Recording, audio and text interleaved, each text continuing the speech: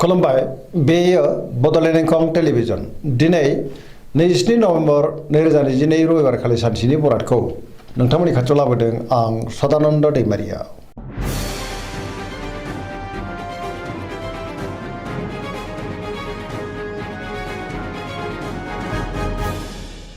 सिगां फरायनो लादों मेष राशि गिबि हांखो अ ल दिनैनि साना मोजां आरो गाज्रिनि गेजेरजों बाबेनलांगोन।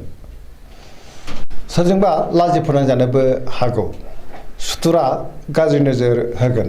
बयजोंबो गोरोबनो रोंनाय नङा। मावनो लानाय खामानिखौ थि समावनो मावफुंनो गोब्राब जागोन। गोसोखौ दिनै जोबोर गुलाय गुजाय मोननो हागौ। देहाया मोजाङै थागोन अब्लाबो नाथाय जानाय लोंनायाव सांग्रां जानांगोन। रांखावरियाव मोजां अब्लाबो नाथाय खरसायाबो बांनो हागौ। बेफार फालांगियावबो मोजां। सोरबा लोगोनि फ्राय गाज्रि खौरां फैनोबो हागौ। न'खराव दिनै अननानै फैगोन। बिमा बिफानि अननाय आरो बोरखौ मोननो हागौ। गोसोनि बोलोआ दिनै लोरबां जागोन। समाजाव मान मोनगोन। लाइमोनफ्रा हरखाबै गाज्रि खौरां मोननोबो हागौ। गोसोआ दिनै जोबोर उसुखुथु जागोन। फरायसाफ्रा फरायनायाव गोसो दुंखांगोन अब्लाबो नाथाय नेगेटिभ एनार्जिनि गोहोमबो गोग्लैनो हागौ। सांग्रां जानाया गाहाम। वृष राशि गिबि हांखो इ उ ब दिनैनि साना मोजां आरो गाज्रिनि गेजेरजों बाबेनलांगोन। गोबां रोखोमनि जेंनाजों मोगा मोगि जानांनो हागौ। मोनफ्रोमबो बिथिङावनो हेंथा फैनोबो हागौ।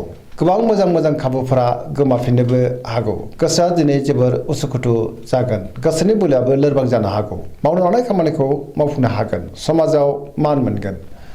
रांखावरियाव मोजां अब्लाबो नाथाय खरसायाबो बांनो हागौ। बेफार फालांगियाव मोजां होनजायो। न'खराव बिसि फिसायनि गेजेराव अननानै फैगोन। बिदा फंबायजों मोजां सोमोन्दो थागोन। गुबुनजों मोजां सोमोन्दो लाखिनो गोब्राब जागोन। देहाया मोजाङै थागोन अब्लाबो नाथाय जानाय लोंनायाव सांग्रां जानांगोन। सोरबा लोगोनिफ्राय हरखाबै गाज्रि खौरांबो फैनो हागौ। गोसोनि साननायफ्रा देबार नांनो हागौ। नेगेटिभ एनार्जिनि गोहोम गोग्लैगोन।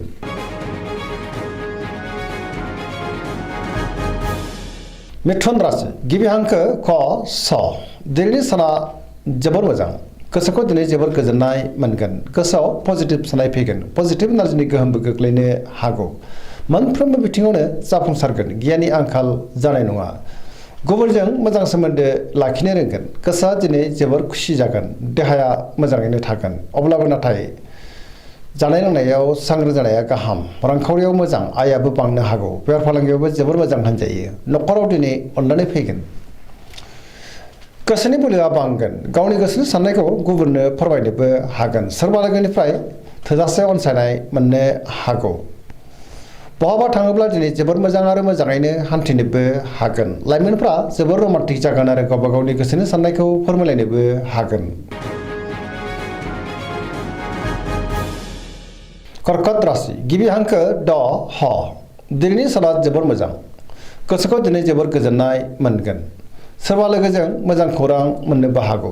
बहाबा थाङोब्ला दिनै जोबोर मोजां आरो मोजाङैनो हान्थिनोबो हागोन। गोसोनि साननायफ्रा जाफुंगोन। गोसोआव पजिटिभ साननाय फैगोन। गोथों आरो गोग्गो साननो रोंगोन। मावनो लानाय खामानिखौ थि समावनो आरो गोरलैयैनो मावफुंनोबो हागोन। रांखावरियाव जोबोर मोजां। गोबां धोन आरजिनो हागोन। बेफार फालांगियावबो दिनै जोबोर मोजां मुलाम्फा मोनगोन। सोरजोंबा बाख्नायजानो हागौ। समाजाव लोगो लेवा बांगोन। बहाबा थाङोब्ला दिनै जोबोर मोजां आरो मोजाङैनो हान्थिनो हागोन। गुबुननिफ्राय थोजासे हेफाजाब मोननो हागौ। समाजावबो बयजोंबो अनसायजागोन आरो मोजां खौरां फैनोबो हागौ। गुबुननि थाखाय गोबां मोजां खामानि मावनानै होनोबो हागोन आरो पजिटिभ एनार्जिनि गोहोम गोग्लैगोन।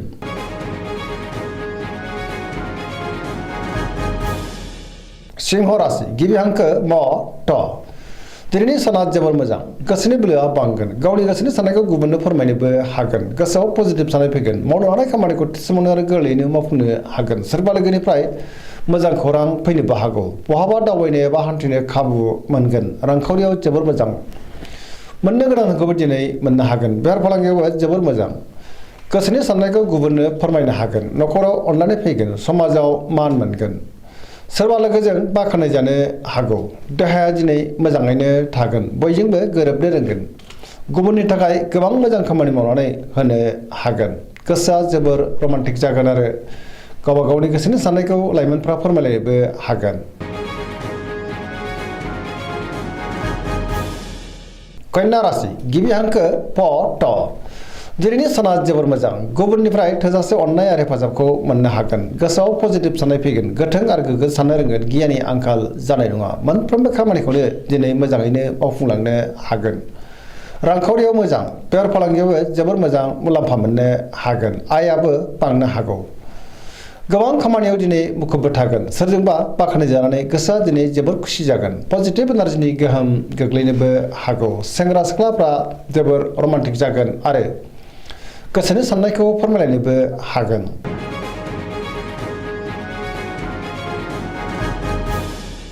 तुला राशि गिबि हांखो र ट दिनैनि साना जोबोर मोजां गोसोनि बोलोआ बांगोन गावनि गोसोनि साननायखौ गुबुननो फोरमायनोबो हागोन मावनो लानाय खामानिखौ थि समावनो आरो गोरलैयैनो मावफुंनो हागोन देहाया दिनै मोजाङैनो थागोन बहाबा हान्थिनो एबा दावबायनो खाबु मोननो हागौ रांखावरियाव जोबोर मोजां बेफार फालांगियावबो जोबोर मोजां होनजायो गोबां धोन आरजिनो हागोन नखराव बिसि फिसानि गेजेराव अनलायनाय फैगोन समाजाव मान मोनगोन गुबुननि थाखाय गोबां मोजां खामानि मावनानै होनोबो हागोन सोरजोंबा बाख्नायजानो हागौ लाइमोनफोरनि गोसोआ दिनै जोबोर रमान्टिक जागोन आरो गावबा गावनि गोसोनि साननायखौ फोरमायलायनोबो हागोन सोरबा लोगोनिफ्राय थोजासे हेफाजाब मोननो हागौ गुबुननि थाखाय गोबां मोजां खामानि मावनानै होनोबो हागोन आरो पजिटिभ एनार्जिनि गोहोमबो गोग्लैनो हागौ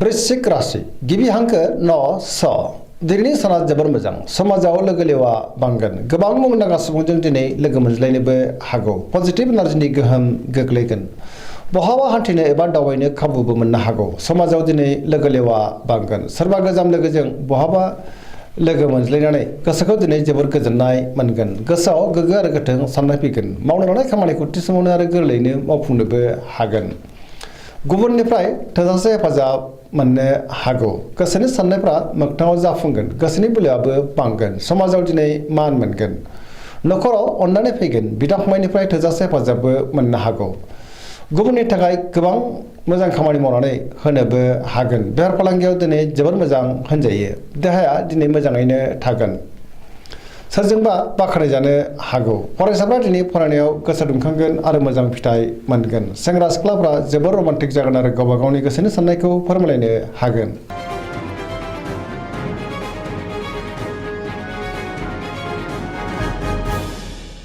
धनु राशि गिबि हांखो ढ फ भ दिनैनि साना मोजां आरो गाज्रिनि गेजेरजोंनो बाबेरलांगोन गोसोखौ दिनै जोबोर उसुखुथु मोननो हागौ मावनो लानाय खामानिखौ थि समावनो मावफुंनो गोब्राब जागोन माबा नङा माबा मोनसे गोरोन्थि जालांनो हागौ गोसोनि साननायफ्रा देबोरनांगोन रांखावरियाव मोजां अब्लाबो नाथाय खरसायाबो बांनो हागौ बेफार फालांगियावबो मोजां होनजायो समाजाव मान मोनगोन बहाबा थाङोब्ला दिनै जोबोर मोजां आरो मोजाङैनो हान्थिनोबो हागोन अब्लाबो नाथाय गोसोआ जोबोर उसुखुथु जागोन देहाया दिनै बारा मोजां थानाय नङा जानाय लोंनायाव सांग्रां जानांगोन गोबां रोखोमनि देहायारि जेंनाजों मोगा मोगि जानांनो हागौ गगा बायदिसिनाजों खस्थ' मोननांनोबो हागौ नखराव अनलायनाय फैगोन बिदा फंबायनिफ्राय थोजासे हेफाजाबखौ मोननो हागोन लाइमोनफ्रा जोबोर उसुखुथु जागोन अब्लाबो नाथाय गावबा गावनि गोसोनि साननायखौ फोरमायलायनोबो हागोन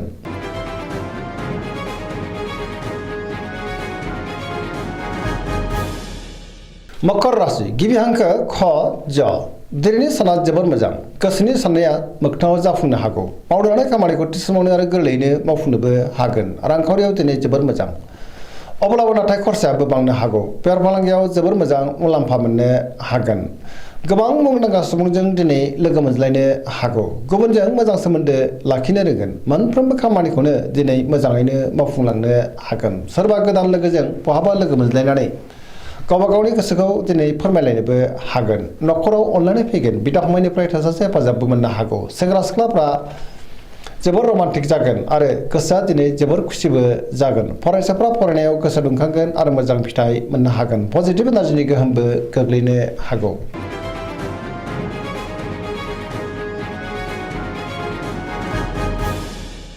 कुम्भ राशि गिबि हांखो ग स दिनैनि साना जोबोर मोजां गोसोखौ दिनै जोबोर गोजोननाय मोनगोन गोबां बिथिङावनो जाफुंसारनो हागौ समाजाव दिनै गोबां मान मोनगोन गोबां मुंदांखा सुबुंजों दिनै लोगो मोनज्लायनोबो हागौ रांखावरियाव मोजां बेफार फालांगियावबो जोबोर मोजां मुलाम्फा मोनगोन सोरबा लोगोनिफ्राय मोजां खौरां फैनोबो हागौ। देहाया मोजाङैनो थागोन, न'खराव अनलायनाय फैगोन, गुबुनजों अनजासे गारगोन, बिमा बिफानि अननाय आदरखौबो दिनै मोननो हागौ। बहाबा थाङोब्ला दिनै जोबोर मोजां आरो मोजाङैनो हान्थिनोबो हागोन। पजिटिभ एनार्जिनि गोहोमबो गोग्लैनो हागौ।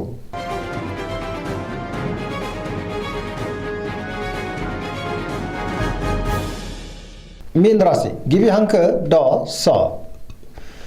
दिनैनि साना जोबोर मोजां, गुबुननि थाखाय गोबां मोजां खामानि मावनानै होनोबो हागोन। गोसोआव दिनै पजिटिभ साननाय फैगोन, गोथों आरो गोग्गो साननो रोंगोन, गियाननि आंखाल जानाय नङा, गोसोनि बोलोआ बांगोन। गावनि गोसोनि साननायखौ दिनै गुबुननो फोरमायनोबो हागोन। देहाया मोजाङै थागोन, अब्लाबो नाथाय जानाय लोंनायाव सांग्रां जानांगोन। बेफार फालांगियाव दिनै जोबोर मोजां होनजायो, न'खरावबो अनलायनाय फैनो हागौ, सोरजोंबा बाख्नाय जानो हागौ। लाइमोनफोरनि गोसोआ दिनै जोबोर रमान्टिक जागोन आरो गावबा गावनि गोसोनि साननायफोरखौ फोरमायलायनोबो हागोन, गुबुनजों मोजां सोमोन्दो लाखिनो रोंगोन। फरायसाफ्रा दिनै फरायनायाव गोसो दुंखांगोन आरो मोजां फिथाइ मोननोबो हागोन। सोरजोंबा बाख्नाय जानानै गोसोआ दिनै जोबोर खुसि जागोन। दिनैनि राशि फरायथिना एसेनोसै। जोबनायाव बेखौनो खावलायो जाहाथे नोंथांमोना सानफ्रामबो जोंनि बे बड'लेण्ड इंखं टेलिभिजनखौ नायबाय थायो आरो साबस्क्राइब खालामो, लोगोसे लाइक खालामो आरो शेयार खालामो। एसेनोसै, गोजोन्थों।